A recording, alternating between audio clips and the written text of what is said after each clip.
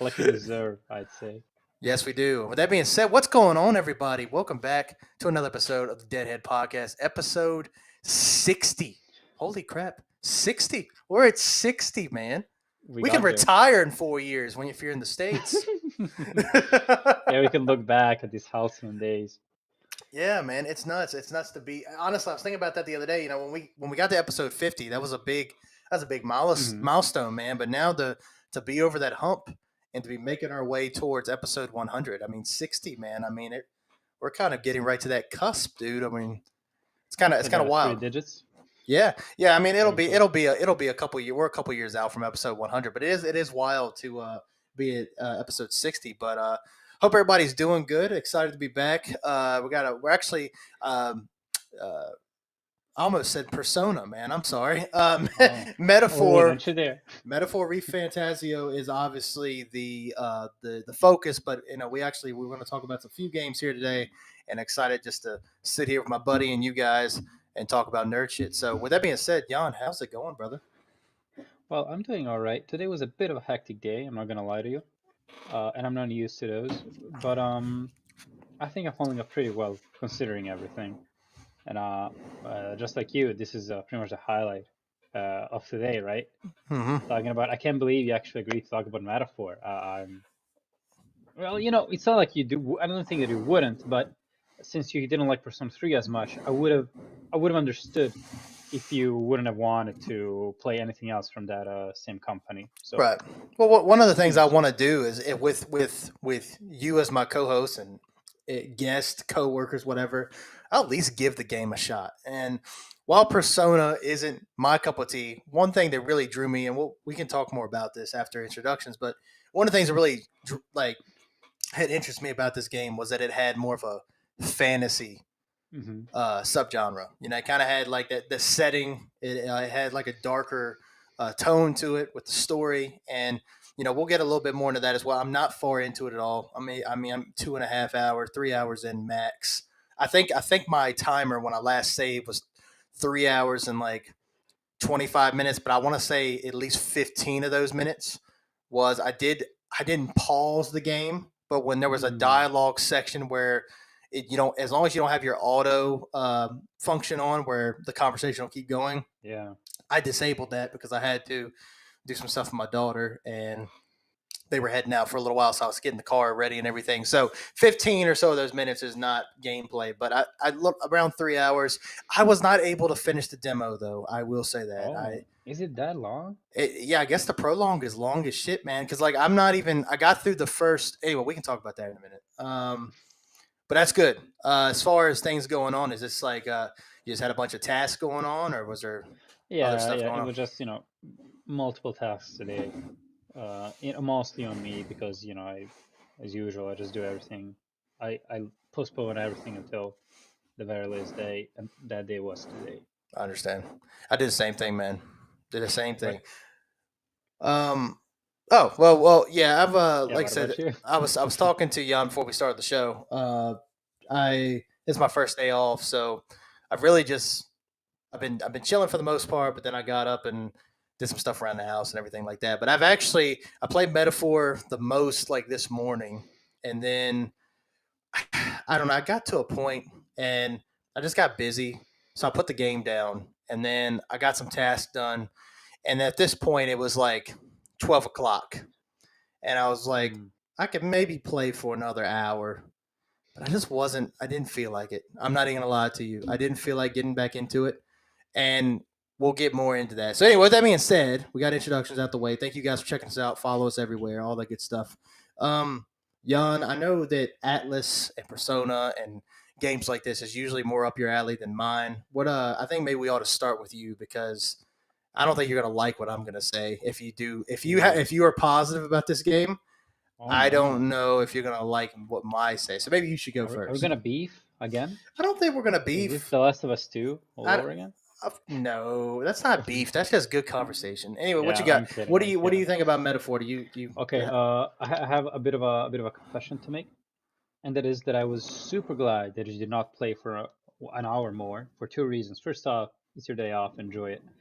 Second, I actually played less than you. like I got to the first dungeon. Yeah, I know, shameful. Oh, wow. But as I already told you privately, I had like a bit of an unexpected bump. Well, the bump itself wasn't unexpected. It's the size of it, Right. and that bump was FF16. It's two Oh, yeah. DLCs. Like I started on the day before yesterday, thinking, okay, I'm gonna do this in an evening. Like it was Sunday, I had all day off. We're just gonna game all day. It wasn't enough. There's like a shit. Like the Echoes of the Fallen is as contained as I expected, but the Rising Tide, man. I mean, that's Yeah. yeah. There's a lot to it, and my stupid Mm-hmm. completionist brain would not let it go. I was like, no, I'm not starting Metaphor until I'm done with this. Mm-hmm. So so to say, but I did play enough just to have some very, very, very early impressions. And I gotta say, I like what I see. I like what I see so far. The only thing I don't like, I say this every time about a modern Atlas game, is the anime cutscenes. They're bland as hell. The rest of the game has this very beautiful art style, like all the way to the UI, and then you have these, animated 2D animated cutscenes that are just so bland in comparison. And I don't understand why they keep doing it. Every single Atlas game starts having those. Persona 3 Remake had them. They were terrible, especially compared to the original. Even Mm-hmm. Persona 5 had them, and they were like the low point of the game. I know I'm making like a big deal out of this, but my understanding is these guys, these developers, are trying so hard to make these games as aesthetically pleasing as possible, and then you put in these cutscenes which are so divergent from the aesthetic of the game. I don't even understand why they're there. Yeah. Originally, way back when in the PS2 era or even earlier, they would add these 2D animations because they looked far better than what the graphics did, right? So Right. maybe Yeah. if a certain scene was, particularly frenetic, maybe it had like a lot of action going on, or maybe it was just like a very emotional, very poignant scene. They want to emphasize it and not have, just those low poly dolls play them out. They would use anime cutscenes, and they were beautiful. But now there's no need for them, and when they do use them, they drag the whole game down, Mm-hmm. in my opinion. So Right. after I said that, the rest of the game I think looks very nice. Like down to Mm-hmm. the portraits are nice. They have like this distinct uh, brushed look, and they have like these extra brushes to them. I like the designs. If you like play these games as much as I do, then it's probably because you really like the character design, and the story. It intrigues me so far. I am intrigued. It's um, I like the idea. I like the mystery behind it. It doesn't tell you everything, which is a Mm-hmm. big ask from modern Japanese storytelling, at least when it comes to pop culture. Mm-hmm. And there's a lot of mystery. Like you don't understand what is the main character's relation to the prince. Why is he such a what seems like some country bumpkin? How is he tied to this whole outrage about the king getting killed, right? And this rush to get a new heir. Then everybody calls him an Elda because what's crazy, he looks the most human out of every character, and Yeah. he's the one Right. getting discriminated. And speaking about that, he carries this book, like a fantasy novel about our world. Well, a fantasized version of our world. Everything they say about it is true to fact, except for the fact that it keeps saying, "Oh man, there's no discrimination there. It must be great." Which is when they said that, they were like, I gave the hardest laugh ever. Like, oh man, Yeah. everybody looks the same. Everyone tribe. Then they gotta love each other. They gotta. uh, I like that. I'm sure that'll come up sooner or later in the Mm-hmm. narrative. Yeah. Um, and the characters, the dialogues, I like them. They put a lot of more effort into translation into other languages beside English. I tried a few of them. Persona 3 Reload was really lacking in that, so I'm glad they put it back here. And I played with the English voice acting, and I like it. Mm-hmm. It's nice. The fairy does not have an annoying voice. No. And on the other kid, I like the way they talk. They talk to this. They usually do this with English dubs. They in these medieval fantasy settings. They have them talking with they have all these accents. I like that a lot. Mm-hmm. And the combat, I didn't get to play too much of it. The only thing I can say, it looks stylish as heck. I like that they're trying to streamline a bit the turn-based formula, right? So now you have a Mm-hmm. little bit of action going on, and I know because I watched some trailers, I know that at some point, if you're high level enough, you didn't have to get into turn-based combat. You can just vanquish foes by just swinging at them. Yeah, yeah. I think, I was actually already doing that to some enemies. Like there was a couple enemies in the dungeon I was going through. I think they're like the dog type enemies. I don't know if you ran into okay, any of those, I but probably haven't. I was running into a pack of those, and I mean, I didn't even get into a turn-based combat. I was just melee, all of them. Well, I think that's great, right? It's even as a turn-based combat lover like me, I do agree it gets tedious after a while, especially during these very long spanning games. Mm-hmm. What's there? Oh yeah, the game is a bit too easy. Well, I know that it's like stupid of me to say this because I just started, but as you said, like these initial enemies, they're not posing any kind of threat, and I understand they're supposed to be like tutorial fights, but it gets to the point that I'm not even thinking about what I'm doing. Mm-hmm. What happens is that I swing on them a few times, I get into the actual combat, do the assault, or whatever it's called, and my AI partner just kills them before I even like touch a button. So Yeah. it's like That's the what? thing too. Like what? Yeah, I mean, like I will admit there was like two battles that I had that I died, but it was really just decisions that I made that were stupid. But Hmm. I will say that I did. While I understand the whole point of like, okay, if you can attack before the enemy sees you, when you get into the actual battle, obviously you're at an advantage. I'm fine with Hmm. that. But man, you can land so many hits before you get into the actual turn-based battle part. So their health bar is like already below half, and you do like one attack, and then and then the That's it. encounter is over. Yeah. So I understand what you're saying there. And it's insane because in the very first battle, you get like a tutorial. You get like a 5-page tutorial window, right? Oh my god. Explaining everything that's going on. You read all that, you go continue, and then the fight is already over. So Hmm. you don't get to apply any of the knowledge Yeah. you've just read about. I got some. It's I actually got something with that. What you just said, but I'll let you finish what you're saying first. But yeah, I and actually have one of the thing. I have a pet peeve that I was dealing with during the entire prologue, and I get probably what it was doing, but I was infuriated. But go ahead, continue. all right. So well, that's pretty much it. I was just gonna say I played on normal, but I'm already planning of starting again on a higher difficulty because this is ridiculous. This is Mm, not. I mean, you probably don't know, but Atlas games way back in the sixth generation and around there, even before, they were known for making like rock hard RPGs. Like these RPGs, you don't play them from leisure. You gotta commit. You gotta be hardcore. Like seeing this on normal mode, like it would be another thing if I played like on easy or something. But this is normal. This is supposed to be like the standard difficulty. It's just to be like the intended developer intended way to play, and it's yeah, that's a bit of a downfall. But go ahead, shit on the game as much as you like. Feel free. Actually, to be honest with you, I'm not. I'm not going to shit on the game itself because we already knew going into this that I'm not a big Atlas fan. I'm not a Hmm. big. I do like what they're going for. It's just not for me. And Hmm. I can honestly say again that this just isn't for me. I was like, I was. I don't know. Maybe it's just like where I'm at in life right now. Like I just finished Silent Hill 2 remake. We just talked about it. I can't take my mind off of that. Like Oh yeah. I don't know, something about that game has just stuck with me. I was listening to the soundtrack again today, and it's just kind of coming from that and then going to Metaphor has I don't know. It's just it's hard to make Whiplash. this transition. I guess that's yeah. It's kind of like it's just going from one opposite to the other end, like one end to the opposite end, and it just I am getting a bit of whiplash. So I think that's part of it.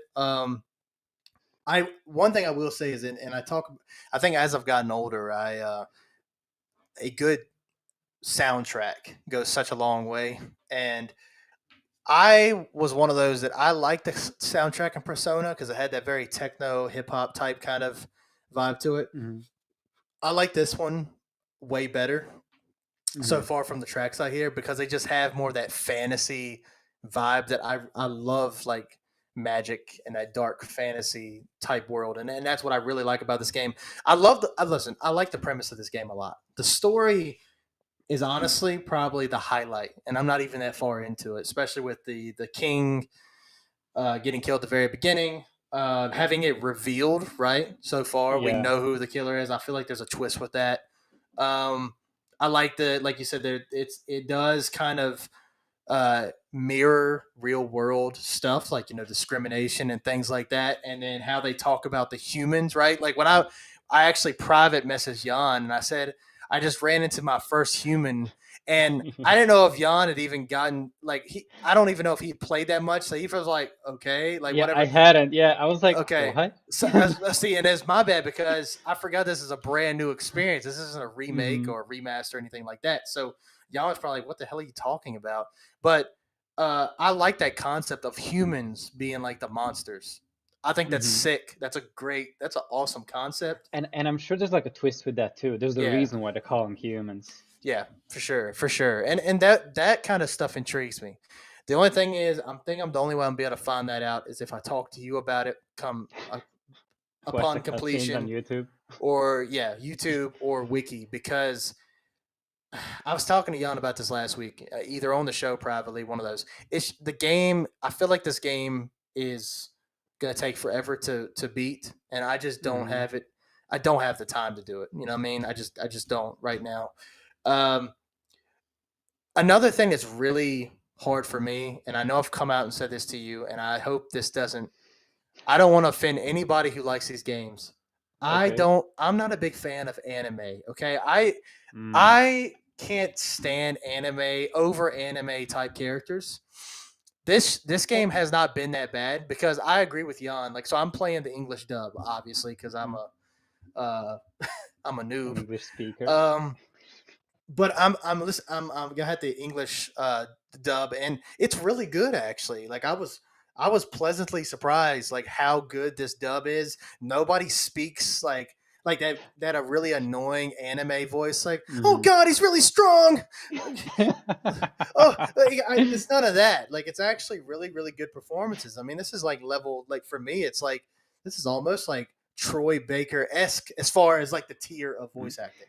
I Did think you it is know? good. Can I interrupt you for a Yeah, go second? ahead. Yeah, Did yeah. you know What you that got? Troy Baker voiced a prominent character in Persona 4?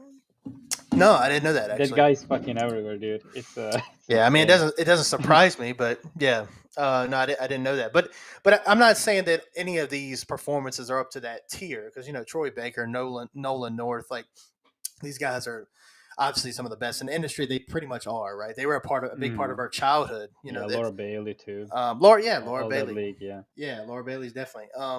But so the voice acting I thought was great. ODST was awesome. Turn-based combat. Again, I talked about Persona. It's fun, super flashy, but Okay. I'm so sick. Maybe this is just it is just a me thing. I don't know what I'm saying. I have a really hard time connecting with these main protagonists. The I'm not silent ones. well yeah, that, but like even with this new protagonist, which you can name yourself, and you can also put your real name in there for another reason A- too. And I'm sure they're gonna use that. There's gonna be something. Yeah, it's gonna be sick. And those are kind of reveals that I do look forward to. But like, why? This is probably gonna be controversial, so I don't even know why Okay, I let's want to hear it. bring this up.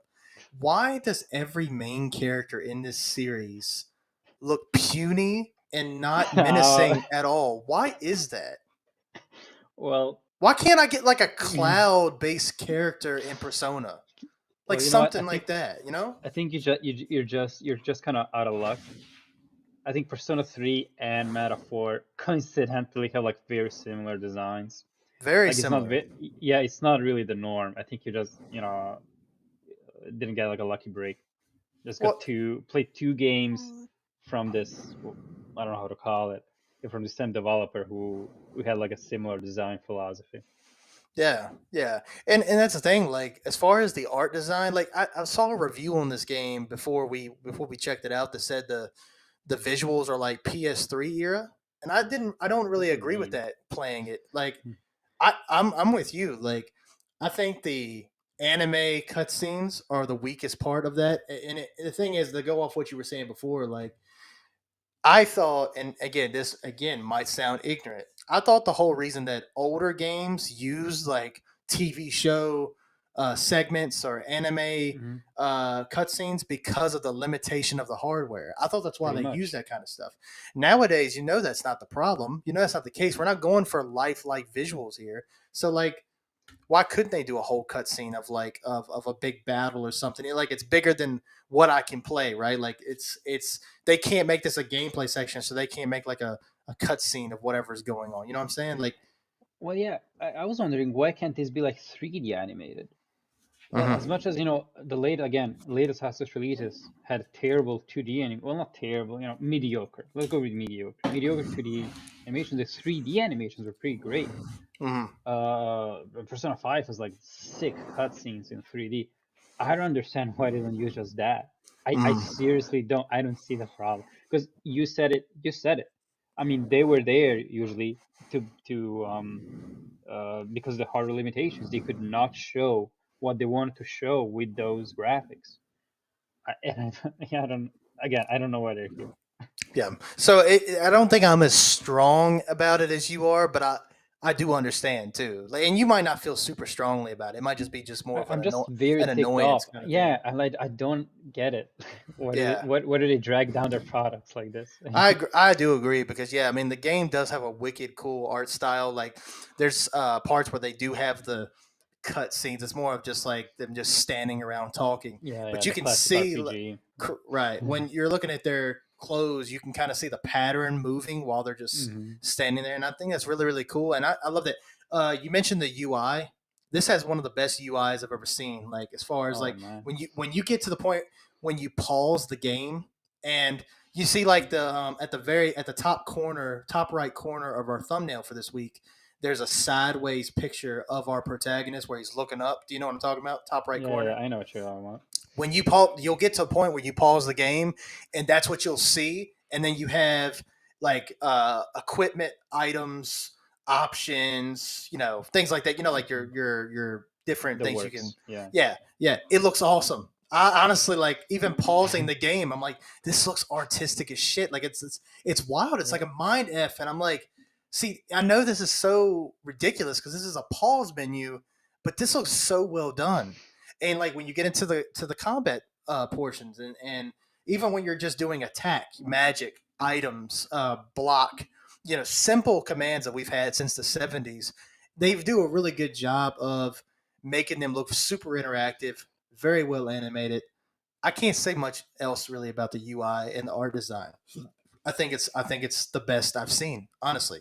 That's one Same. reason why Expedition 33 looks like it's going to be a great ass game because it has the turn based combat, which I like, but it doesn't. But one of the things I think that's the difference between those two games is it doesn't have that anime art Yeah. style. I'm Yeah. just not as into anime. I don't know what it is. I can't get into it, and I don't like that my main character looks like a weak ass. I'm just not. I know he's powerful. I know it. I know it. I know they're powerful, but they just don't have that same look. Honestly, have you met how many characters have you met so far? I've literally only met the like as party members go, only the one guy, the noble. Oh wow, I am farther than you. This is a Yeah. this is a weird place to be Yeah. in. Right. Yeah. It's switch role switch. So the only guy, so Mhm. his I think his name is Stroll. I think he's a So, blonde yeah, haired something guy. along those lines. Yeah. I would rather play as him. He looks more badass to me. He's a bigger guy, got the Dude, broadsword. That's who I would rather play as. I don't I want mean to play as this the pipsqueak. twink. Well, I mean, but the twink is the he's the guy. I mean, but I mean, I get okay. So we can have like we can It's a speculate. preference. Okay, I Yeah, I understand. mean, we can speculate here that the reason why they make them like that is to maybe for like all the skinny nerds can like see themselves playing as him. That's like my only. But I don't mind them. I don't. I like to be a twink. And I'm gonna say it. You're gonna quote me on that. Both IRL and in game. Hmm. So I don't mind at all. But I understand it's a preference, Well, as you here's the said. thing though, like, because like, okay, when I say I'm a fan of Kingdom Hearts, I say that more on the lighter side nowadays. Like, Coward. I'm not as a like, uh, I'm not as big a fan as I used to be, right? Because with the Not story, as with the way it is, hardcore. Yeah. Sora. Look at Sora, for instance. It's Hmm. not like this dude is the most ripped, badass dude ever. Matter of fact, he's He's a skinny as lame hell, guy. He's kind of lame. Like, my friends are my power and all that bullshit. dude. But his combat is clean as hell. Hmm. When you like the things you can do in Kingdom Hearts with Sora, like, it's just not. I don't know. Like, it's weird. Starting with Like, two, because especially. yeah, exactly, man. The way he moves and everything, like, and that's a thing. See, I'm kind of contradicting myself because then you got this guy from Metaphor, but then I'm over here like Sora is cool with his gameplay. Like, I don't know. It's like it's a weird thing for me. I don't know. I know that this review for this game, we're not that far into it, so giving our full thoughts is obviously not going to happen today. But Oh, I we're feel just like talking. I feel We're like just I'm talking. contradicting myself a little bit. I'm very very self aware, and I feel like I'm sounding like an ass. But that's one of Uh, my bigger issues with Persona 3 and Metaphor. Both of them, I just don't like who I'm playing as, and it's really taken me out the game. Like, I'm not into it like that. You know what I mean? And I think well, that really hurts it for me. For me. well, you know what I can tell. I completely understand what you mean. I don't have that. I know a lot of people do, and you're not sounding like an ass at all, by the way. Like it's just straight Well, up. I appreciate that. I know people Um, love Atlas, and I understand. Like, they are great games, but this is my reason why I'm not a fan. It's because I can't yeah, get into the main character. yeah, no, dude. I mean, you played it. You did your part. I think even though you know it's not a cup of tea, you tried it, and you said, yeah. I mean, you said I reiterate my statement. This is not my cup of tea. I think that's very that's respectful. I feel. No, the only thing I wanted to add to that is that now I'm thinking, what do I like about him, right? Full disclosure, I'm not in love with Persona 3's protagonist, like his design. He's a bit too, like, it's weird because he, in the original, he was very emo. Well, here, it's not, like, the entire vibe is off. He's not as melancholy, he's not as emo. He looks like even the opening is like cheery, like this poppy. He's like putting on his headphones, like smiling. Mm-hmm. But why I think maybe I grow to like characters like that is because they embody the idea of sick Paris Magna, right? So these guys, they start just spewingest guys ever. Like these guys for Metaphor is a country bumpkin. The guy from Persona 3, just some depressed guy, like an orphan who's like moved on schools a bunch of times, and they get to do great things. Mm-hmm. They get they form a team coincidentally of just ragtag characters, and they do great stuff, whether it's saving the world or whatever. It's I think that's what I like a lot about them. It's the underdog. Mm-hmm. It's the underdog narrative. I think that Yeah. does it. Yeah, and one thing I was kind of hoping, and that makes all the sense in the world. So if you're looking at it from like that, I get it. But another thing that I'm a little disappointed in, and again, this is probably like, I'd like to hear your thoughts on it if you continue to play it and you play it for Hmm. 10, 12, 15 hours down the road, is like Eventually I will. how close this game will resemble Persona, right? Because I know it's made by the same developer, but what I was kind of hoping was, I was hoping Metaphor was going to kind of be its own thing, sort of. This does not seem that way. It's not called Persona, but it's got the same stuff. It's got turn-based combat. It's got the bonds, right? You got your archetypes, which are essentially just your personas. It's the same system. Obviously, you might know a little bit more about this, so I'm going to watch what I say, but it gives me the same vibe as, like, there's different personas. You can get them. You can level them up, grow bonds with different characters, get different personas. Same thing here. Like, build bonds, get new archetypes. There's also in Persona. You told me what's the old guy with the long nose, and he kind of, you can go Igor, to, yeah. They have the that ballad same, from, yeah. yeah, they have that same type of character in this game, Oh but man, do but they? it's not him. But it's It, the same kind of, yeah, I get it. it's the author of the book that you're carrying around. Oh, okay, He's that's kind of interesting. like your Igor essentially. He's the guy that you go to try out different archetypes and learn more about them and things like that. So it's like it just feels very Persona, which makes sense. And that's if that's what you're going for and that's what you're looking for, you're gonna be fine. But for someone like me who's not as into Persona, I was hoping something else would have like enticed me. And the thing is, the world is beautiful. I think the darker story helps a lot for me. Not the Persona 3 is not dark. You told me it gets some pretty dark points and Yeah, things like as much that. as the But remake is trying to fool you about that, yeah, it is. yeah, but I love the fantasy setting that never ever gets old for me. And so I'm disappointed that this one didn't really grab me. But I also knew going into it that I probably wasn't going to be able to give it It was my a full risk. attention. You know what I mean? So that's my most of my thoughts on it. If I can think of anything else, I'll tell you. No, that's yeah, that's fair. But just to comment on what you just said, I am a bit disappointed as well how Persona this game is, because Mm. Atlus games they do have a lot of things in common. So within Persona, you call personas in older Atlus games, which I mean, Persona started like as a spin-off. Like the first Persona was a spin-off to like the biggest Atlus franchise, which is Megami Tensei, right? Oh And yeah, that yeah, I game heard has about the that. same thing as personas, except they're called demons, and they're not manifestations of your willpower or whatever. They're actual demons that you summon, right? So and then instead of the Velvet Room, you have this thing called the Cathedral of Shadows, where you summon and fuse demons.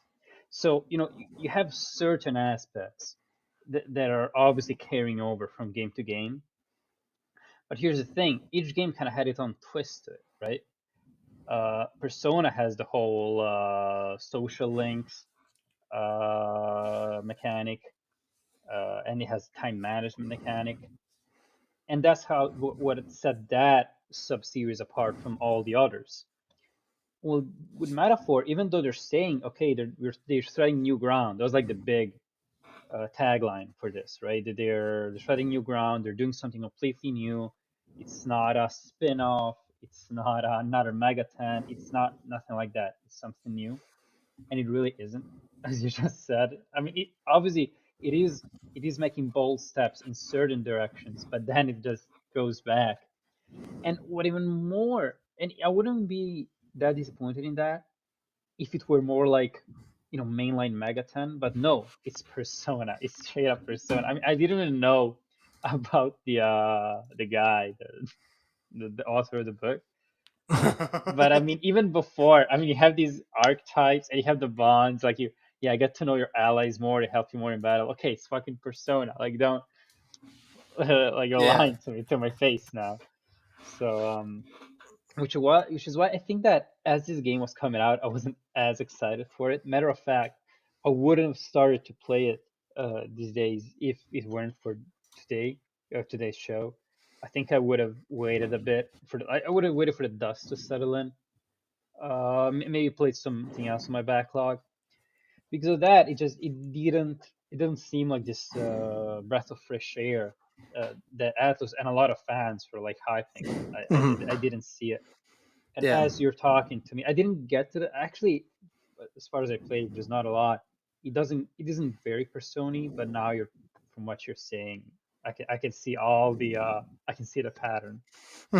Yeah, So yeah, I'm with you on that. another thing to go off of that because too, this is just what I heard. Now I don't quote me on this, but I'm pretty sure this game has a time system as well. Like, It there's a does. mission They ahead. have like a calendar. It does tell you which day Yeah, it is, it might and they not have like be this. as tight of a schedule, but Hmm. or like what, or it might not be as like schedule based as Persona, but it does still have that gameplay element in there. So that's Hmm. just another thing to compare it to. Yeah, that's what I'm saying. Like, come on, guys. Like, I don't know, dude. I uh, hate being harsh on it because again, it's obviously not my developer mhm, and not my series of games that I play, but it does feel way too familiar. And I was hoping that it was going to be just like if even if the turn based is similar, that you can't really change turn based, but so much, and that's why Expedition 33. And I know I keep mentioning that, but mhm, I'm really excited for that because it looks like they really have added things to the mhm. turn-based formula. With the damage multipliers and the different move sets you can use in the turn-based combat that keeps it fresh. And I Mhm. love, and just go to that game for a second. I love the environments in that game. I think the environments are going to blow me away. I'm going to be distracted looking at the environment while I'm in the middle of a battle, and I'm so excited for that. And No, that's what I want. dude, a turn-based game must have pretty environments. I mean, for when you're stuck, you're deciding what to do. You need something pretty to look at. Mm-hmm. It's a requisite. And I do agree that, I mean, the turn-based system has kind of been, left in the dust when games started to be potent enough to be able to have, real-time action. And I think there's a lot of untapped potential in that genre. And what I'm gonna tell you, at least in the combat, what regards combat, I think that Metaphor could be less Persona. From what I've seen, it's more like mainly Megaten. You have like these little gems telling you, the turn counters. Uh, I I can only speculate because the game is playing itself for me at the point that I am, so I really can't. So it didn't get exploited as much. From what I can tell, is you don't have like the one mores from the Persona or the baton passes or whatever they call them. Mm-hmm. Persona 3, the Yeah, switches. yeah. So at least there's that. Yeah, but I mean, just like everything, like I mean, even down to your fairy in Metaphor Yeah. when you're in the heat of battle. And at this point, I had done like 15 or 20 battles because I was fighting literally anything I was coming across, Hmm. and your fairy would be like every battle, it'd be like this opponent has a resistance to fire and like all that Oh stuff. Like yeah, I'm pretty like sure full in the remake in Persona 3 remake, you can fact check me on this. I'm pretty sure that's in that too, isn't it? Not a fairy, but isn't there yeah, like yeah. a character that? In all of Persona, you have like one character who's like the recon, like the guy in the chair, or I Oh, guess the okay. gal in the chair. Yeah, Right. who's telling you stuff like that, like, oh, be careful, that enemy's a high level, or shit Hmm. like that. Yeah, all that looks even the as much as I praise the UI, even when you're in the actual turn based battle, you hold was it L? I think it's L2. Yeah, I think you hold L2 and it'll bring up the status ailments, like what all The the stat opponents sheet. yeah, Yeah. that looks exactly the same. It just Well, everything okay. looks kind of the same to me. Well, That's that's classic Atlas. That's never going away. That was there since the very first game. okay. Okay. But yeah. Well, there you go. See, that's why I'm saying Mhm. that's why I don't like being critical because I don't know these games like that. Well, So I mean, it's okay. You're talking about it with me. That's completely valid. yeah, I don't think we should be. I think like today, people are so afraid to be ignorant about anything. You're afraid that people online are gonna shit on them because they haven't played this one obscure game from, I don't know, like a discontinued console, hmm and they're like they'll invalidate everything that person said. yeah, I don't like that. yeah. You know, one Mhm. thing that I can't stand in like animes in general, and I think I've talked about this before, is like you have two characters and they're about to fight, but Mhm. before they fight, there's so much dialogue. So like they'll be Mhm. like ready to They go had the like battle stance, any yeah. second, and they're talking just talking about what they're gonna do and how they should attack this opponent.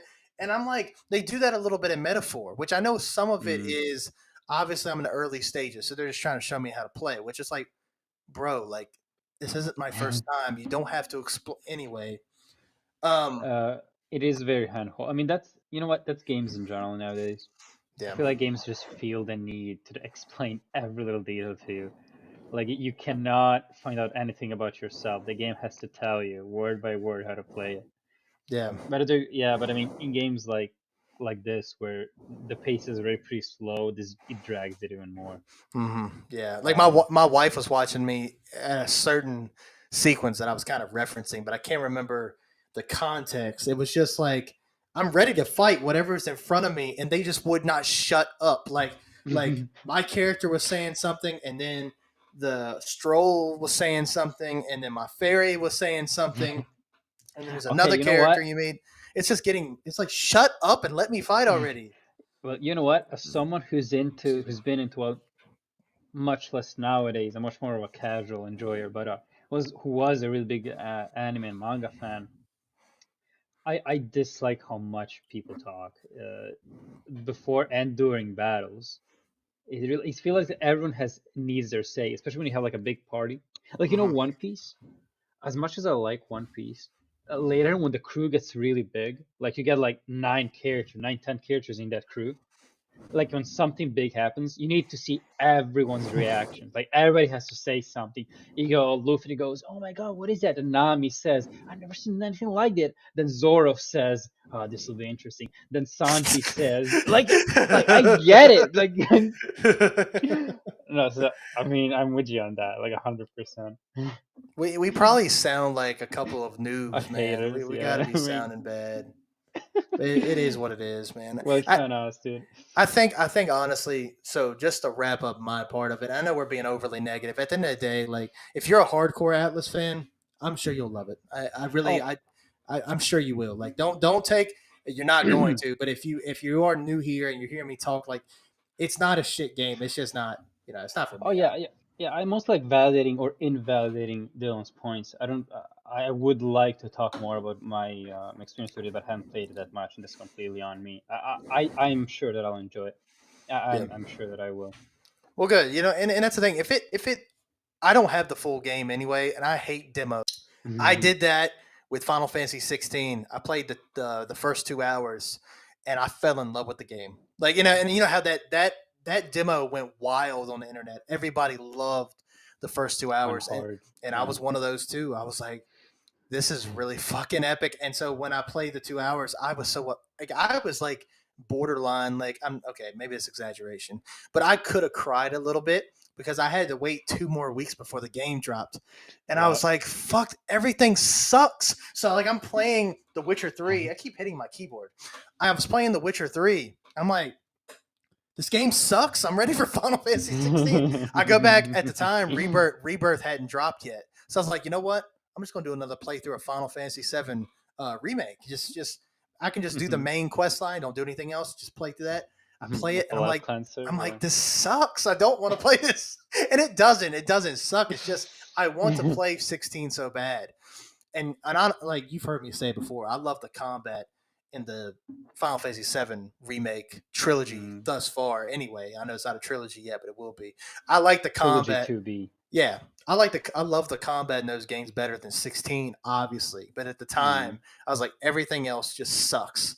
And that's how I get sometimes because I get so excited. And so when I'm playing through Metaphor, I'm going through the demo. I'm like, this is a long ass demo, and even if it is another 3 hours, even if I'm enjoying it, once I get to those 3 hours, then in order for me to get farther, I have to buy the game.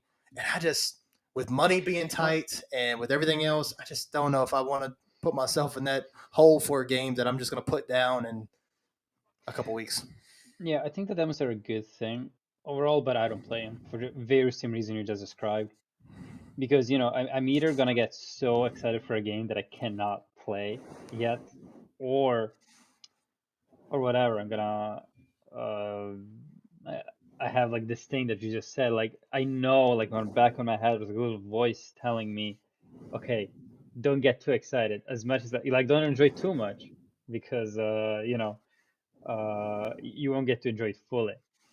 So, Yeah, yeah, but I get it. it's Usually a for people who just wanna, just dip their toes into something, it makes yeah. sense. Yeah, actually, I downloaded. There was actually a couple demos I downloaded. I downloaded that one. They on Xbox at least. I don't know about PlayStation. I'd have to look, but they got the Dead Rising. I think I was talking to Jan Oh, about this privately. I really want to get the Dead Rising remastered. the Um, DRDR. yeah, like I know they took some stuff Hmm. out of it, but I love Dead Rising. I used to play Dead Rising a lot when I was a kid. So they actually had the demo on Xbox. I don't know if it's on PlayStation or not, but I downloaded that. And then I downloaded, believe it or not, Epic Mickey remake. I downloaded that. I, Rebrushed. I haven't tried it yet. You know what? I have like the funny story. I remember so in Italy you have like this. I mean, you probably have in the US too. Like a Mickey Mouse magazine. Except it's like really good. It's like 200 pages thick. All the stories are great. And I mhm, remember seeing like there were like commercials for it and it looked fantastic. But I didn't have like a PlayStation on me, like mhm. PS3 then. And I was like, oh man, I'm missing out so much. And by the time I got a PS3, I outgrew it. So it's weird to have like this piece of my childhood. Well, it's not really a piece of my childhood, it's like a, I don't know, like distant memory back. Yeah. It was really bizarre to see. I think I tried it on the Wii. I think it came out on the Wii like Yeah, years it's coming to ago, be first. Yeah. and I think I tried it, but I just downloaded just to see what it was about. I haven't touched it yet. And then there's another RPG that I had downloaded. It's a demo for, and if I can actually, I might look it up and see if you've heard of it because you might have actually at least heard of this one. Try But I me. don't. By the way, DRDR demo is on PlayStation. Oh, it is. Oh, good deal. Just to Good. fact check that. Yeah. Yeah, good deal. Good deal. That's cool. Let me see if I can find the name of it. Okay, it's called. Okay, this is a weird ass name, so I'm just gonna say it or spell it, and then you can look it up. But it's Okay, I'm called. ready. It's called YSX Yeah, yeast. colon Yeah. Nordics is what it's Yeah. called. Okay. So the X is the numeral. It's the Okay. 10th game, so it's Oh. why it's yeast Okay. 10. Yeah. Damn, there's 10 of these? 11. I think they're making an 11th one. Anyway, I saw the gameplay for it and it looks pretty sick. So I downloaded the demo, but I haven't tried it yet. Well, Dad, I'm gonna tell you right now. Like, I don't wanna like bring you down before you even play it. But if Persona is too anime for you, this is most definitely too anime. This is like anime squared. Is it okay? When it comes to these. Well, I mean, they're good games. Like I haven't played them too much, but from what I've played, it's the you know it's like stereotypical anime, like way down to the character designs. The crazy hairdos. Everyone has like a different hair color, I got you. and that kind of stuff. Yeah, I mean, I know that it looked a little different than what I'm used to playing, but I was like, the combat looked fun, and that's why I was like, yeah, at least I'll download the demo. I'm not going to buy it. But I do appreciate you letting me know about that because, yeah, I don't Just giving know. you a heads up. I don't know. Well, but that's the thing though. I think I like, believe it or not, I think the two because you play as like a brother and sister in this game. I know that much, and I think the characters. I like the look of these characters better than I like the main character in Metaphor. I think, but then again, I haven't really played the game yet, so they might be like some of the most super anime weaklings I've ever seen. But just from seeing They're from not the gonna be gameplay, weak. I think you're gonna be badass in the way anime characters are badass, but I think you're gonna be corny. yeah. I haven't played 10, but I'm pretty sure, like from the trailers, I can tell he's the kind of guy that kind of scratches his hair, and goes, "Oh man, I messed that up." Okay, that's all I need to know. All right, Yeah. I I mean, pre I'm just speculating here. I Just appreciate it, buddy. for I appreciate it. So before we move on, you got anything else you'd like to say about Metaphor? I know this was a game you were looking forward to. Maybe not overly looking forward to, but you were definitely interested look in. enough to pre-order it and Yeah, did not play it when it came out. That's the level of enthusiasm I had for it. yeah, No, I think I don't feel comfortable saying anything else, considering that I haven't played it enough. yeah. So I think we can drop the metaphor So you're topic. definitely gonna keep with it and I'm gonna see how keep it with turns it, out. and I'm optimistic that I'm going to enjoy it. I I think might the not enjoy, story. I think the story is gonna be awesome. yeah, So I'd love to clue you in on it. We can please, talk about that. please do it. Cool. I think it'd be great. And listen, at the end of the day, like I may even try it when I actually own the game because I don't have it. Mm-hmm. If I actually own the game and I have, well, I mean, I was gonna say when I have time because time has been just not Yeah. a thing for me here lately. But honestly, like if I ever do have the time, look, all right, let me say this. My last thing I will say about it: if I was gonna play any Atlas Persona S games, it would be this one. Well, I mean, that's pretty high praise, I'd say. Because I love the atmosphere, I love the fantasy genre, and the voice acting for the English dub is awesome. And I can see it. I know I say the potential a lot, but I can see it. It's just, well, do I have the time to really sit and see it play out? I don't know. I don't know yet because I got a lot of things that's taking my mind away. As Jan knows, and I don't know if I don't know if I said this last show or not. Probably not. I booted up Horizon Zero Dawn remastered. It was like the $10 upgrade. I bought it. I'm playing right now. I have I don't know. Maybe this might be new news for you, Jan. I'm probably gonna make myself sound really bad here, especially when I say money's tight. But I took some money together and went my old piggy bank, and maybe with the help of a little bit of credit, and I bought an OLED TV. Um, and Wow. because I was getting ready for the Pro, and I knew that the Pro would be really good with it because I've been Well, playing do you on it. have it on you? Do I have it on me? What Well, are you talking about? did you get it? Yeah, I got it. Yeah.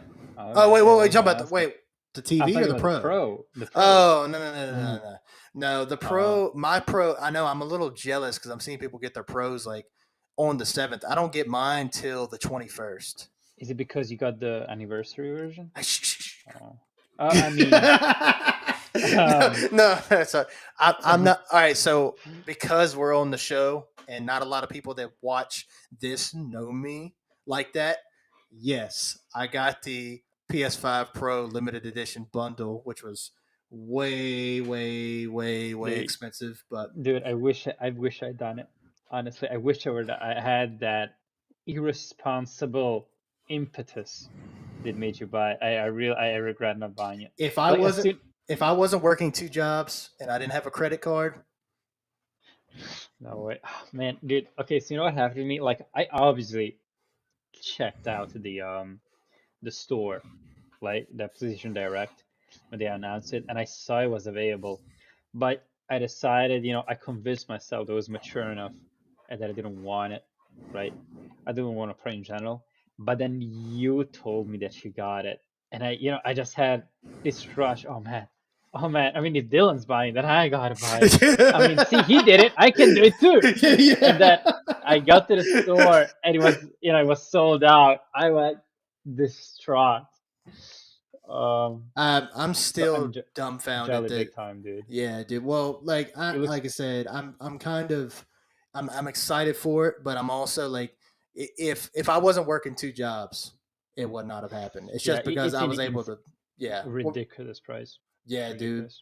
I mean, but you get a lot of stuff with it. I mean, I get the The controller. Dual Sense Oh, you Edge, get which the Edge. yeah, the Edge comes Oh, with it, and it's PlayStation 1 model too. So man, it's that's so sexy. uh Can we, since we're hating already enough in this out, can I hate on the white of the console, of the base I'm console, glad you base said the design. white of the console because I was like, where the fuck are you going with that? Hey, can we just Well, hate because on the white? And you just hesitated right there. You stopped. I was like, well, I didn't know how to say it. The basic coloring choice of the console, I don't like it. I just, I mean, here's the thing. I dispelled my demons when I bought the black covers, right? Um, but here now come the new models, which I might or might not someday own. I'm thinking, man, now I gotta buy new plates for these ones as well. mm, Which is another things I hate, which they didn't make them carry over, which is hmm ridiculous because now you have some colors that are only on the base model and some colors that are only on the slim model, and then you have some colors that are only in the pro model. Well, actually, right now the pro has no colors; it has only the anniversary edition which you got. hmm But yeah, I hate the white man yeah, of yeah. the console. It's growing on me a little bit more. Like I was the same way. Like I had purple plates on my PlayStation, Oh and yeah. I put the Death Stranding handprints on it. Uh, Ooh, I got these decals from I can't remember where the Etsy. yeah. Actually, I got them from there. Oh Actually, man. yeah, and they were really nice decals, and I put them on there, and it looked really cool. But I was looking at it one day when I was off from work, and I was like, "This is looking real tacky to me." I don't know what it was, Mm. so I just took this. I actually have my white plates back on. Etsy does Actually, it too. Oh man, really? yeah, Well, you know what? Well, no hate, honestly. I don't. I mean, white consoles did exist. They always did. They had, a white PS2, a white PS3, a white PS4. I don't like that it's the base color. I don't like that I'm being dude, robbed. That I have to pay extra that to white get to them. PS4 Pro You was liked it? so clean. I used to have one, and I sold it. I sold it. What? Man, I needed the money years ago. Years ago. uh, the things we do on. Yeah, What? dude, it was. I love that console. So I love the Pro so much that I was this was years ago. I found a black PS4 Pro, and it was used, and I bought it. And I actually have it sitting on my shelf at the bottom. You just can't see because it's dark, but it doesn't even compare. That white one was so clean. See, well, I guess people like white, how do I call them, electronic devices. I really don't. They get they stain pretty easily. Even and I take care of my shit, Mm-hmm. but it's still, you cannot, like, time takes its toll. It It does. is not going to be white, It does. I agree. I pretty agree with easily. you. Yeah, like if I Mhm. can pick another color, yeah. But yeah, no, it's listen. It is one of those things. Like as far as going back to the pro bundle, all that stuff. Like it, this is a very very expensive hobby, and Excuse me. Uh, I asked this as if I'm like in a lecture, but to go back on, you're shushing me now. I know it's like an all act, but are you afraid people are gonna shiv you, like, to get their hands on the Anniversary Edition Pro? so all right. Well, there's two Have there been reasons. incidents?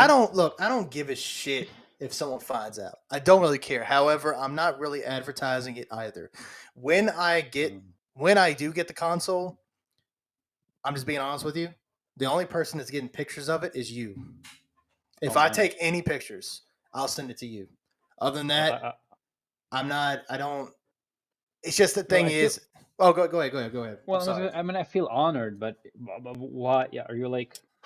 And it's okay to be afraid, but are you afraid? Have there No. been other incidents or something? Like, So, what? all right. Well, okay. Well, it's all right. Let's open this into the conversation. Let's do it. Well, yeah, I think it's very interesting. So there's a couple things. So part of it is break-ins, stealing, things like that. Oh shit. It hasn't happened to me. I don't know if it ever will, but I used to post like, "Oh man, look at this sick ass controller," do unboxings, things like that. I've cut back from that. One, because I don't really have the time to do unboxing videos because they take a lot of time to do. The second thing is that I've just had this weird thing here lately about advertising what I have. I was looking in my house the other day. I it's not new to you guys and to Jan. I rent. I don't own my house. I was looking around my house the other day though, and we have renters insurance and things like that. But I'm looking around my house and I'm like, there's a lot of expensive shit in this house. I have cameras, I have monitors, I have flat screens, PS5s, PS4s. I got a Switch. I got two Switches actually. I got the OLED Switch, and then I have the old ass Switch that I bought years Two ago. models of a console that Dude, you hate. I got three. I got three. I got three Elite Xbox controllers. I have like Damn. 10 PS5 controllers. I Damn, you have put my collection to Dude, shame. I have. Well, that's another part of it. Hold on. I have Mac. I have a MacBook. I have iPads. I have AirPods. I have iPhones. I can go down the list. I Mhm. got 4K movies out the ass. I got Blu-rays. I just got so much shit. And so if someone wanted to break into this house and take stuff, there's nothing I can do to stop it. Early Christmas for them. But because of the the pro bundle and the 30th edition, I feel like that's just asking for someone to try to come in here because they're limited, right? There's only like what 12,300 of them in the entire world, World. and Yeah. I was able to scoop one, and so that's the first one. So obviously, if anybody watches this now, they know. So I'm taking a risk every time I say it, but it is what it is. I'm just not putting it everywhere. The Mhm. second thing is, and this is where it's going to get a bit more serious, but that's fine. I want to have these conversations. The other reason is I have a couple people in my family, more so on my wife's side, who and my side too. Uh, like I've told you, I've been pretty open. Money's been tighter. I can't spend a lot anymore. So when I do buy something, I kind of have to think about it a little bit harder. And I made two big purchases, and money's tight, and money would still be tight even if I didn't buy these things. But they're because I buy things, it's going to get looked at. There's some people in the family who would judge me because I bought some things. Like, I don't put it out. Like, I'm not one of those like, oh man, like I don't know if we're going to be able to eat tomorrow. Like, that's never a problem. We can eat tomorrow. We can go to the grocery store. We can do that. We just don't have a lot extra. You get what I'm saying? Like, I get paid. I get paid this week, and I'm over here like, I can't wait till Friday. You know what I mean? Like, we'll be okay, but I'll be glad when that check drops. I'll feel way more comfortable. Some people take that as we don't have a pot to piss in. I don't know if you've ever heard that expression before, but essentially, but I can understand. Get what I'm saying? Oh man, we're just so broke. We just don't know how we're going to pay our bills next week. Jan and everybody who's watching, that's not the case. I pay my fucking bills. I pay my debts. I take care of my family. I don't buy much shit. So guess what I do buy? I buy gaming stuff. It makes me happy. I'm at home a lot. So, well, I'm not at home a lot, but when I am off, guess where I'm at? I'm at home. So, why can't I enjoy those things? But to some people, that's going to be looked at as irresponsible. And you know what? Maybe it is. But at the same time, I'm taking care of my family. So why does it matter? You know what I'm saying? Yeah, I mean, no. I mean, what you just said make complete sense. If anything, I think that people who you are constantly, up in your business, it doesn't matter if they're family or not. Like, I wouldn't be comfortable looking at, I don't know, like a cousin and go on and judging how he spends his money. Like, it's straight out of my business. I mean, it's one thing to be worried about someone. You can see, like, maybe, as you said, they don't have a pot to piss in. And you can also see them, like, spending money, like, really lavish things. Now, there might be a problem, and I might want to talk to them. But I mean, what you said, I think you're doing. Yeah, I mean, no problem what you're doing. Yeah. You have, like, your priority, as you said, is yourself, the fam, and then what little you have left. I mean, that's really up to you how to spend. I really hate this. I mean, it is an expensive hobby, and there is a lot of, how do I say it? I heard this expression, enthusiast items, I call them like that, which obviously cost more than what they might effectively be valued. But I said they make you happy. I mean, it's your hobby. It's what, I mean, aren't we who thread this life, who are on this earth, are we have the chance to have things that make us less miserable, happy even. Why not take them? And why be such a miserable person? You can say it's fine. Well, I don't know him. That's why I don't. Well, I know, I don't feel but I get comfortable what saying I that. get what you're saying. I get what you're I saying. think it's low. That's what I'm saying. I think it's very low to do that. Yeah. Especially when it's family. Yeah. Especially when it's someone you're supposed to be, well, not close to, but you're supposed to, look out for, right? Reciprocally. Yeah. Well, it's like Jan. The thing is, like, I don't ask anyone for money. Like, I don't ask anyone for money. Even we've gotten to the point where our checking account is like, okay, we probably shouldn't spend that much between this day and this day until check drops. We've been there, but I've never asked for money, ever, like, ever. I think someone on Kelsey's side gave Kelsey, like, my wife, gave her like $20 or something for something. I don't know what it was for. But that wasn't asked for. And it's not like I'm not asking for money, and I definitely don't make it seem like we don't have anything, because that wouldn't be the case, right? Like, we do. But make a long story short, again, you asked, and I did want to get into it because I'm the same as you. I put people like that on blast, man, because at the end of the day, like, we all spend our money on something. And again, getting the PS5 bundle, and I found a really, really good deal on the OLED TV, by the way. It was still expensive, but I got found mine pretty cheap. Oh, you got an OLED too? Mm-hmm. Oh, so you've been in the OLED game for a while then? Kinda. Well, I don't have a Pro, but yeah, I and enough to make me rethink twice about whether I want to go into performance mode or graphics mode. Let's leave it at that. Oh, I got you. I mean, but you know what? I have the ultimate excuse. My TV broke, so I had to get a new one. Yeah. Well, I'm at it. Why didn't get them? But I also got a really good deal in it.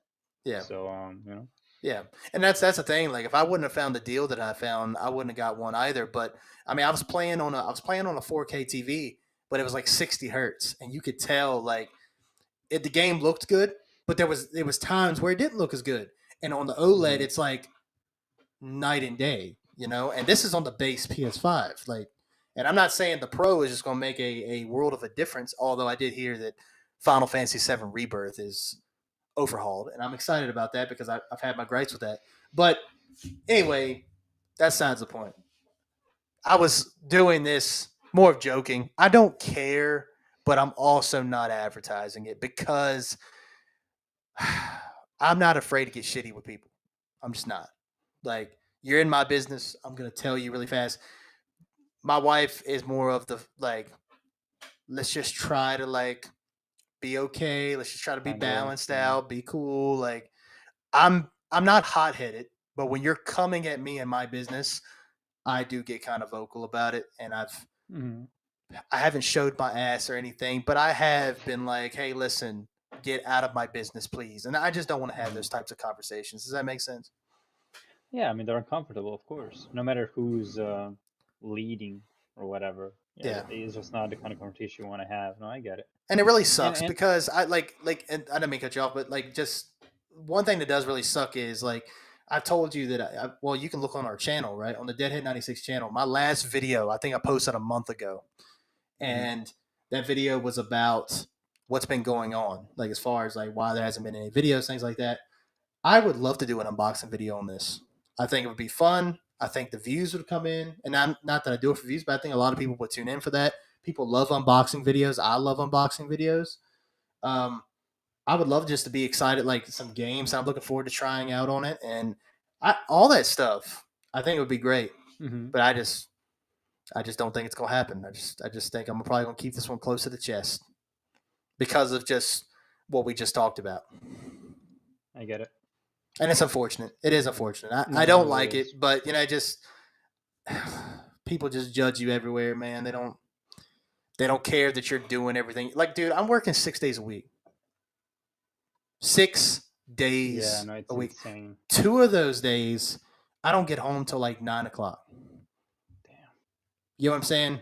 So Yeah, no, like, it's if I want to buy me a PlayStation bundle and I want to give me an OLED TV so I can enjoy it when I'm at home, then I should be able to do it. And you shut up. That's how it should be. But anyway, um, so I want to talk about with you because I've been kind of looking forward to talking to you about it. I know we're a few days removed. I should have put it in the thumbnail somewhere. Was Final Fantasy 16 DLCs? I know that you just oh finished yeah. those. Yes. I just like to hear your general thoughts on it, man.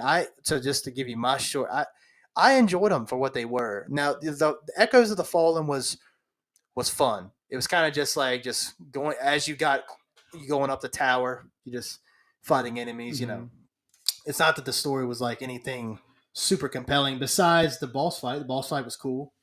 Um, but I really liked the other one. I love the what was it called? The I almost said Rising I Tide. almost said Tears of the Kingdom. Well, I mean the colors are right.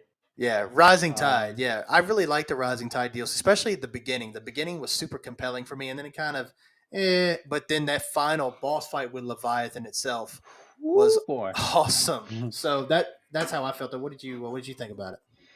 Okay, so real quick, just give a shout out to X of the Fallen. I agree with what you said. Pretty forgettable. Actually, don't even understand. Don't even remember what Climate Gang went there for. Oh yeah. They're making. Well, actually, the story was alright. It was another Mother It was Crystal there. yeah, not like a fake mother crystal. Hmm. Like a man-made one. I think that's why I really like the idea of this ancient tribe of humans, right? Who have knowledge that we today don't have. I think that's very compelling. Learn from the past, that kind of stuff. I'm into that. Um, but the tower itself, it looks magnificent. It's what, standing right behind me. I like it so much. I took like 50 screenshots of that, dude. It's that pretty. Hmm. Um, and that's the biggest like the biggest praise I can give to this game. It is beautiful. It's so beautiful that I feel sorry for all these people who have to put every single detail, every single like drop of water on like a little rock that's off by the side in a riverbed. It's fantastic visuals, and the combat is FF16 combat. You know, it's cool, it's flashy, it gets old pretty quick. Um, the Rising Tide is definitely, as I said, much more than I bargained for in a good way. In a good way. The story was all right. Yeah, it was all right. Enough to keep me engaged. I really like again the visuals of the a whole temple frozen in time, or even better, the crater who's holding the dominant, which is a little baby. Elemental's dominant. Yeah, the entire story was it was alright. Nothing that I haven't heard or seen before, but the way it's been portrayed is fantastic. Mm-hmm. As I said, the Leviathan, and again, like getting into that small, secluded village. Uh, it's something we haven't seen in fiction before, but Final Fantasy as a franchise has this ability to just transport you into these fantastic worlds, both with visuals and music, and just overall vibe. I Mm-hmm. was in a really good place mentally, while I Mm-hmm. was in these beautiful places. Oh yeah, and then there's the Leviathan boss fight, which is a highlight. I feel like the game itself as a package is a better product now that we have this. Um, although I played it in Final Fantasy mode, and I know for a fact you did too, because you have almost every trophy. You're only missing the one, which Yeah. I know why. I know why you don't have it. I had. Well, we're gonna get there, but I played in Final Fantasy mode, and he is a piece of shit. He does tons of damage. You're playing as Ifrit while you fight against him. For people who don't know, and we're playing as Ifrit, you don't get your potions.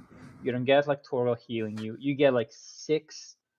What are they called? Like Yeah. firelights or something like Yeah. Something that. like, yeah, Like yeah, fire yeah, heat, which yeah. heal you not Fire, even by the. fire heat. Go It's ahead. called Yeah. something like that.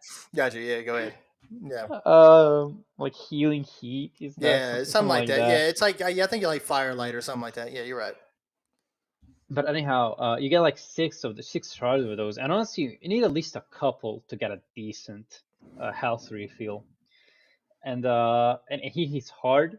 The battle is super long, It is. and he has a lot of nasty moves. A Mm-hmm. lot of nasty moves. There's this one who creates a vortex in the middle of the arena, and it took me a long time to understand how the fuck to get out of that, Yeah. because Yeah. you get these circles all around you. They're fucking everywhere, and they're closing in on you. And as soon as you better to jump out to the other one, another one is closing in on you. It's hectic as hell, and all the Mm-hmm. while the camera is going fucking apeshit. And I'm swearing a lot in this episode. I'm Yeah. sorry.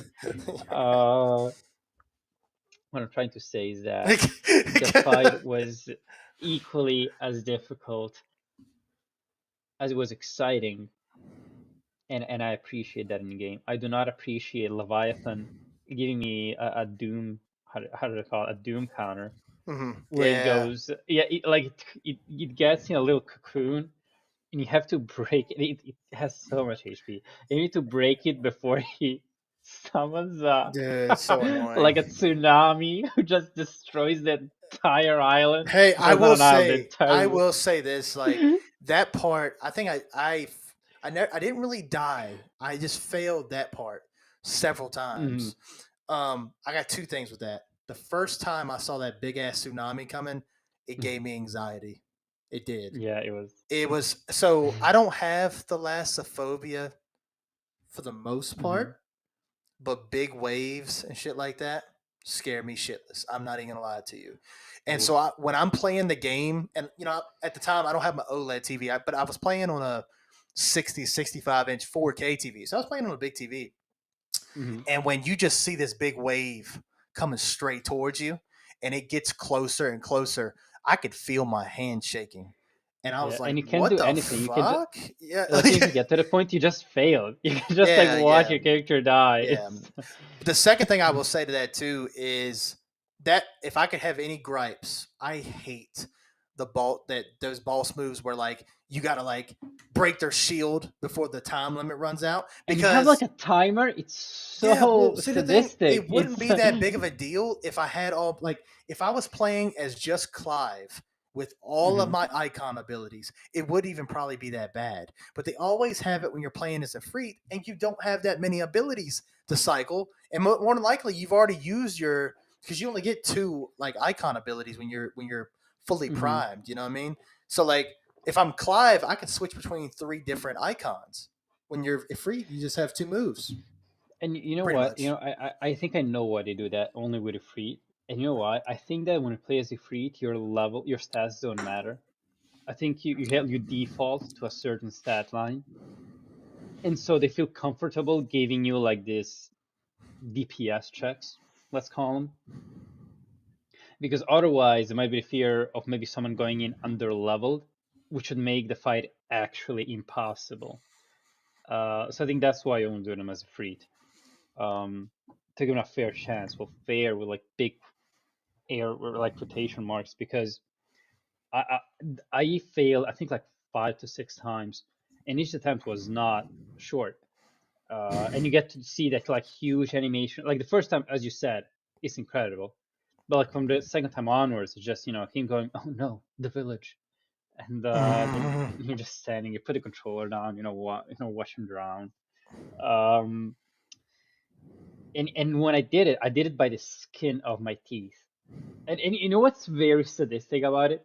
When he first does that, you don't. There's no timer, right? Then if it takes you too long, it's like a bully. He starts going, "Okay, big wave coming, 5, 4," and you're like, "No shit, go!"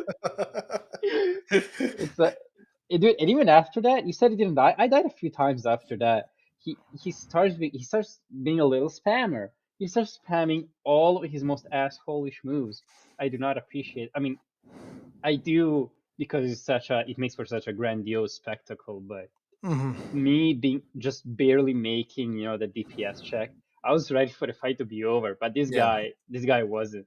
It was. He It starts was. summoning. I remember being a lot of. Yeah, I was. I didn't mean to cut you off mid sentence, but he does do a lot of spammy stuff. But I will say, like, out of a lot of the grandiose like boss battles in this game, because Mhm. that was one of my gripes with the original game, was that while the spectacle of these boss fights were cool, I thought the boss fights themselves were kind of like, whatever.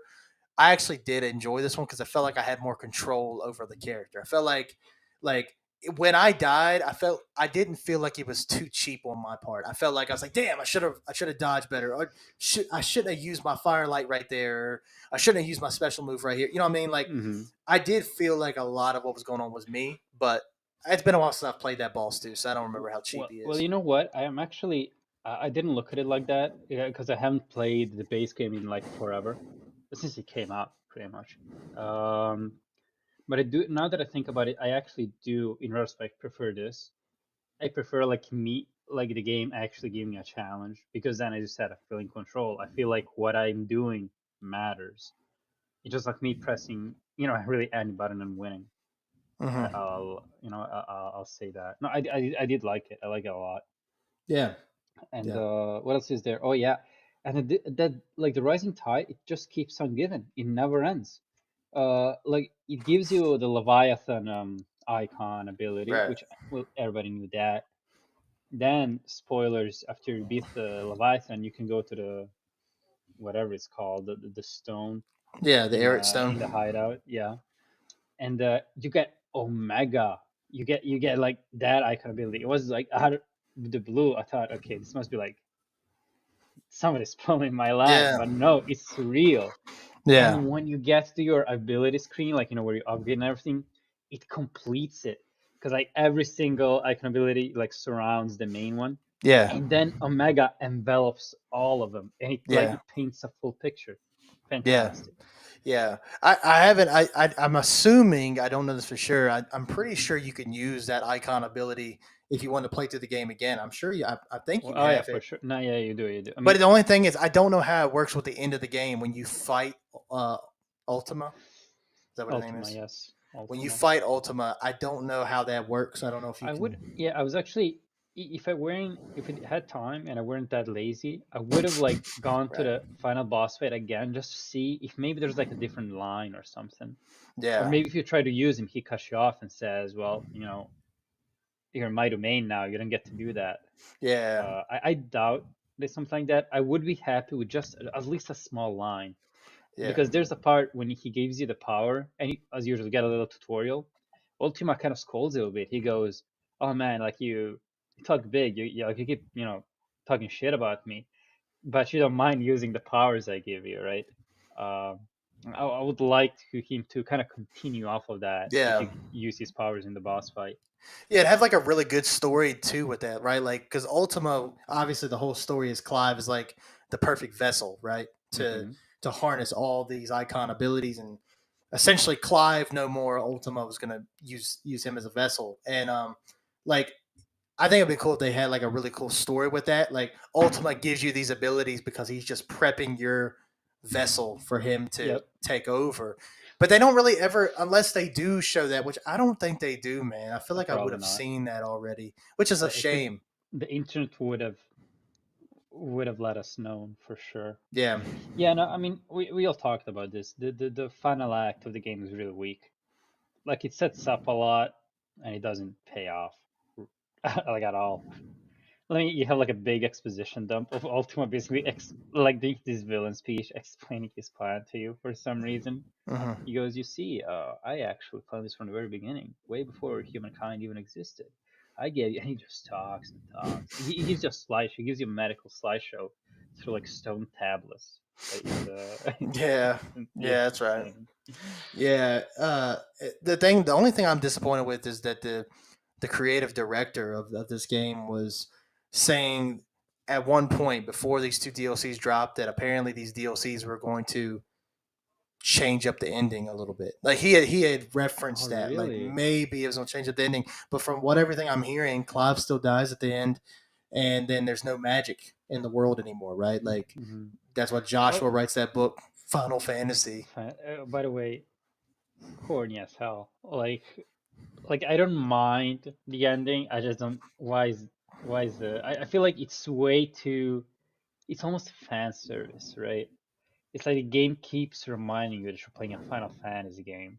Like I don't know. It feels like a younger brother who, like his older brother is like way more popular. Like like the young brother of LeBron James keeps saying, you know what? My brother is LeBron James. You should play him. That's what it felt like, especially like Mhm. the hard difficulty of Final Fantasy mode, which is like, okay, dude, like now you're getting too cute. Um, Yeah, and that's the thing. Final Fantasy mode really. I mean, I think we talked about this before. It's not that there's like a huge. I mean, there it is. It can be difficult, but it's more of so they just throw different enemies at you at different points in the story, and then they're damage sponges like out the oh ass. man, Like they're just so spongy. it's not fun. It's really not yeah, fun. I that mean, and second play. As much as I love the game, that second playthrough was a chore. yeah, it really is, and I don't understand what went wrong because again, Final Fantasy VII Remake and Rebirth, fantastic hard modes. They also only unlock once you play through the game once. But in those ones, you can actually tell that even if you could play the game like this straight away, it would be impossible to be. Like you need every single thing you've learned and every single piece of item and material you gain in your previous playthrough. Um, well, this one is just, as you said, like you know what's weird? Like the ads, like the common enemies, you wipe them in like a few hits. But then even like the mini bosses, you're gonna take like 5 minutes. You take 5 minutes to beat them a piece. Hmm. And again, all it does is exacerbates the flaws of the game, which is just you just using normal attacks until your actually cool attacks ready up, and those are the ones who are the actual damage dealers. Yeah, yeah, and they But try to nothing make it. They negative. they try to be a bit more. And I think you had said this at one point. They try to be like make you be more strategic with the combat. Like when they do the challenges, like the icon challenges, where they'll be like, all you That's the have most in fun this part of one. the game Yeah, like, and I think when you're that limited. that does a good job of showing you. Okay, like I should do this ability at this point, and that was like really cool. And I started using that in just normal battles. Like I just started like Hmm. not because that's what the first instinct would do is like, oh well, let me just spam every ability I have and then just do normal strikes. I didn't do that, but that's what some people would be like. Oh yeah, the battle system is so boring. That's what a lot of them did though. They would just do all their specials and then just sit there Well, and attack. well, you know what I'm gonna tell you? Okay, so you can tell me, well, it's kind of my fault that I'm playing in a boring way instead of that the combat system that is boring in itself. Well, I'll tell you this: I did actually try to play the way that the game wants me to play it. The problem is that it's not efficient. It is the most efficient way, like by a large margin, is to be a spammy bastard. And that's my problem with it. Like I feel like I'm role playing when I'm playing the way the game wants me to. Like I'm handicapping myself in order to give myself the illusion that this game is making me actually, use deep strategies when it's actually not. I'm Mm-hmm. doing that to myself. Yeah, yeah, So and that's my that's problem with it. and that's a clear criticism. I mean, like I say, I mean, look, I I was telling Jan this privately. I know I've said this on the show. That game for some reason hit something with me. I don't know what it Hmm. is. I think a lot of it was I was really playing it really really hard, like in January, and that was like a month or so after I found out Freya was that my wife was pregnant with Freya. So like I played. I actually got I got the platinum in January, and then I played the Echoes of the Fallen and the Rising Tide DLC like back to back. And I don't know, with that whole storyline with Leviathan and the baby, and like the whole reason why the baby was like frozen there and all these enemies were popping up was because the baby was frightened by you, and so that was like its defense. Was I liked all that. Like even Leviathan attacking was all like, it was defense because it was scared, because and now having a daughter who's 3 months, by the way, which is crazy. Like babies can't tell you when they're scared. The only way they can tell you is if by crying is pretty much what they do. And so Hmm. like I guess like being in that mind state and seeing the story play out, I was like, that's an interesting way. Like the baby isn't trying to hurt people. It's just it's scared. Like, and it don't know how else to communicate. So it's like it Hmm. has these abilities that it doesn't know. And so it's like it's priming without priming, if that makes sense. Like it's using its these abilities and doesn't know that it's this dangerous. Does that make And sense? Like, that's what's scaring it the most. I feel like more than us, they're scared by its own powers. yeah, Like Joshua comments when he first manifested, and like when he was a kid, that was the most frightful thing ever. And he was at least like his frontal lobe was at least a bit developed. Like this is an actual infant, hmm, and he's frozen in time. And yeah, they never specify it, but I always had like this very horrifying thought that, well, he was frozen in like kind of perpetual state of deep fright. Like through these 100 years he kept feeling this intense fear. yeah. uh that was just uh, that was horrible to think. Yeah, and I love the way, like, and I know we're going back to the DLC, but I love the way how everything looked. Like you went, especially like in the base game, where you can see like hints of the Leviathan in the distance when you're in the. Mm, I forgot where that part of the map is at, but when you can see the ice in the distance, yeah, the you gateway, yeah. actually get to go there, and it looks fucking awesome. Like everybody's like, It really Final does. Fantasy 16 graphics don't look that good. Are you kidding me? Who I think that said looks that? dude. It's a criticism. It's a serious criticism. Um, I was taking screenshots out the ass when I got to that part. Same. No, So the only, I mean, yeah. no, Final Fantasy 16, like I dunk on it a lot, but it's because it's out of love, not of hate. It's because I see a lot of things that I like, I really like about these games, and I'm just I'm really ticked off by how it's taken aback, seriously aback. But it's little things that really could be tweaked, really could. Like, yeah, when the game looks fantastic, there's like the one thing you cannot say anything about. The only thing you can't say, I feel, as far as visuals go, is the odd, the non cutscenes, like when people are just standing around. I mean, these are usually not the most prettiest to look at, but as you said, Metaphor ReFantazio actually makes it a little bit pleasing through its art style, even though they are just puppets straining around and going like this. Uh, in Final Fantasy 16, they look especially bad, and I can tell it's going to age very poorly because I don't know, I guess in an attempt to make it more realistic, like less cartoony, they make them really stiff. they're I don't know what's up with them. They're like action figures. They're they go like I don't know Yeah. what's up with them. It's that's the one thing. Besides that, I really like it. Yeah. Even down to like the side quests. Like this game, even the side quests themselves may not be as interesting to play, but the context behind them is really fun. Like each one of them kind of, again, even the ones in the DLC, they tell you a bit about how these people in the village live Hmm. and about their history and all. You get one who talks about the way what's it called, a tomberry can like curse a human, Yeah. but he also might not, might be only his head. Like I think it's fun. That was another thing too. Like the Tonberries are pretty big in that DLC, and I really like how they look. I yeah, really do. yeah, I like them too. They definitely looked way more menacing for sure. You know, Hmm. even though they were much easier to kill in this game than they would be like in like Final Fantasy VII, the rebirth and the remake. Like in any Final Any Fantasy Final before Fantasy. that. I Like mean, those guys are a menace in yeah, most Final Fantasy games. Like, I'm not scared of them because how they look. I'm scared because I know what they can do. yeah, Like the kitchen knife, or I think it's called chef's knives in yeah, English. yeah. They can pretty much like one shot One you. shot you every That time. yeah, that's Yeah, like I remember there's that fight in Rebirth actually when you finally can get across to the other side of that creek or lake or whatever, and you go hunt down the Tonberry. It's one of the side quests, and I think I know what I you're talking remember about. that Joker at least if I beat him, but it took like I think my entire party was dead, and I think I had Tifa left. And Tifa only had like 20 HP, and Yeah, I think yeah, I got in just enough. I did a dive kick, bam, it was done. Finally, I was like, wow. that's so satisfying. And they try to act like it was like, oh, easy work. No, the fuck it was not, dude. Everybody's down, man. I can't, but yeah, like, and that's the thing too. Like, this, I know, we started off with Metaphor and got off of it.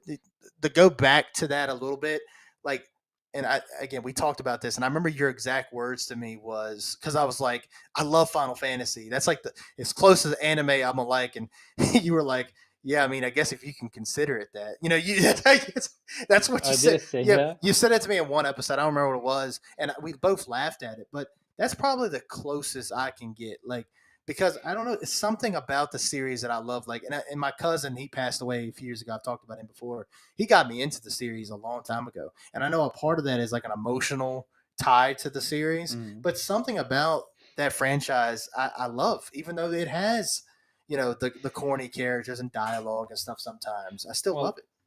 well, I feel like Final Fantasy.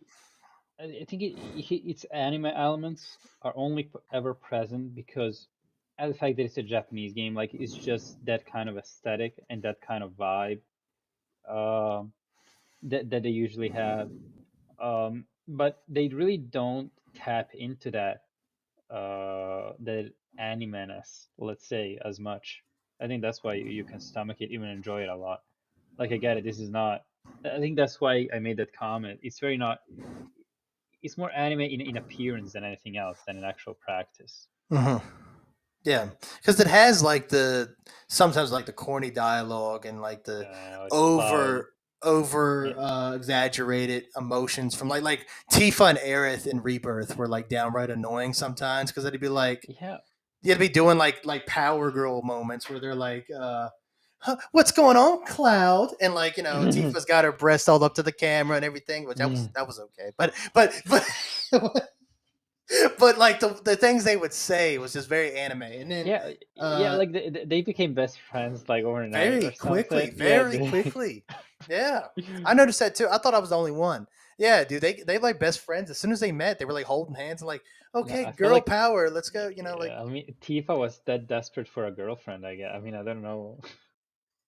mm, I don't know. It sucks though because yeah, nah, I'll leave it right there. Well, yeah, Anyway, well, it doesn't happen too often. It doesn't yeah. happen too often. It happens once. It's definitely memorable. I know what you're talking about, but it's not. It's not grating. It's like Mhm. okay. Yeah, and then you got characters like Yuffie. I can't stand her character, but Yeah, Yuffie's her anime combat is a lot of incarnate. fun though. Yeah, yeah, her combat's a lot of fun though. Like, and Hmm. then and that's why like she's to me, even though she's very very annoying, she's a valuable asset to the team. A character I don't like is Kate Sith. I don't like Kate Sith, and I think I've come out and said that I'm not a fan of Kate Sith at Okay, all. Can I tell you something? You know that it's actually it's pronounced cat she from Oh, my understanding. It's oh, like is it? either Irish or Welsh or something like that. Well, that makes sense considering how he Yeah. talks in the English dub. I don't Yeah. know if you've heard him talk that much, but No, I haven't. But I found out that that's how they pronounce it because in Japanese they say that they go like kettoshi. And at okay, first I thought they were being like silly, but no, okay, that's how you pronounce it. okay. Well, But no, my but bad. I agree. I mean, you know what? I don't mind him in Rebirth. I might even kinda sorta a little bit not dislike him. Um and that's because in the original game he was like a straight up asshole. Like he was I think it's no spoiler that I mean he's not an actual person. He's a robot controlled by a certain Shinra employee.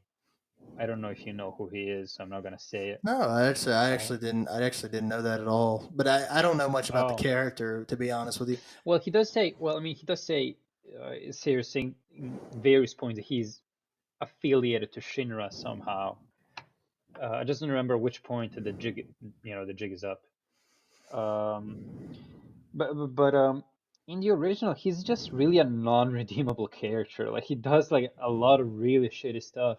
When he steals the keystone, I think it is, from he does in the remake too, right? Yeah, I remember He that. helps Yeah. them steal it. But in this one, he steals it all by himself, and then only Cloud finds out. Cloud and whoever his deities find out, and he blackmails them.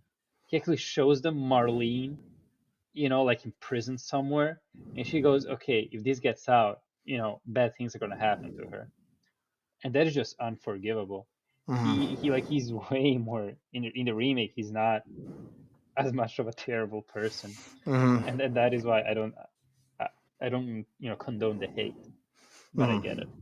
I just don't love his combat either. Hmm. It's different, and I do like it. I do like different. You know what I mean? Like, you already know Cloud is your hack and slash Go character. to. Obviously Barrett's your range character. You got your mage. You got your close combatant. Everybody's got their place. But like Hmm. with him, he's more of like a trickster. He had more of his abilities are more trickster based, like rolling the dice and things like that. And Yeah, he's while a they're wild card. while they're fun, they just seem very gimmicky to me, and I don't enjoy his combat. Same. No, But I it's not only. to say I don't use him, but I don't like using him, if that makes sense. Well, yeah, I also only really use him in that one chapter where you have to use him, and people really like to bitch about that chapter that lasts for like It's 5 minutes not that bad. tops. Yeah, it's not that Yeah, I bad. mean, Yeah, yeah, dude, people won't shut up about it. Like it's they're over bad. before it starts. 100%. We Um, talked about that. Yeah, because I yeah. think at the time you were obviously had most cases you were ahead of me, and as far as the Hmm. story goes. And I got to that section because I heard all this bitching about how long it was, and I mean, Hmm. yeah, you play as him for like about 5-10 minutes tops, depending on how you I, play it, and then You know what I'm gonna tell you? Although I agree, like his gameplay is very gimmicky, but in those fights where you have to play as him, those fights are tailored to his gameplay, so they're not bad at all. They're specifically made for him. mhm. Like you don't have to fight. It's not like they're putting you against a boss that you would struggle with as Cloud. It's nowhere near that. Yeah, Although in hard mode it gets tricky. I'm gonna agree with that. It gets tricky in hard mode, but nothing yeah. terrible. I think the only time I really struggled with his combat was, is there a section where, not to get into this whole conversation, but there's a section. What big boss do you have to fight as him? Not Barrett. It's just you. It's just you're just playing as. Just catchy. Yeah. Well, there's this one I remember distinctly in the hard. I remember it for hard mode. How much it gave me a lot of trouble. It gave me so much trouble that I thought I was stuck because you can't go back, and I sure as hell didn't seem to be able to move forward. Mhm. You're like in a lab. Oh yeah, you're beneath the Shinra Manor, like the lab beneath the Right. Shinra Manor, and there are like experiments, I think, that are like coming out of like test tubes or whatever. And there's one of them who is just I think it's the twins. Yeah, it's the twins, the conjoined twins. It's a guy who keeps switching up his gameplay. Mhm. Uh, that's I think that's the one you're talking about. You have to play it on lowest catch sheet.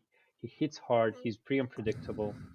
And Kashi is not that nimble. He's not that strong. So it's pretty difficult. That might have been the one because that was when I was like, okay, this kind of sucks. I was getting kind of frustrated with that. But then after that, it was smooth sailing. And I want to say, is it Barrett that ends up joining your party like soon after?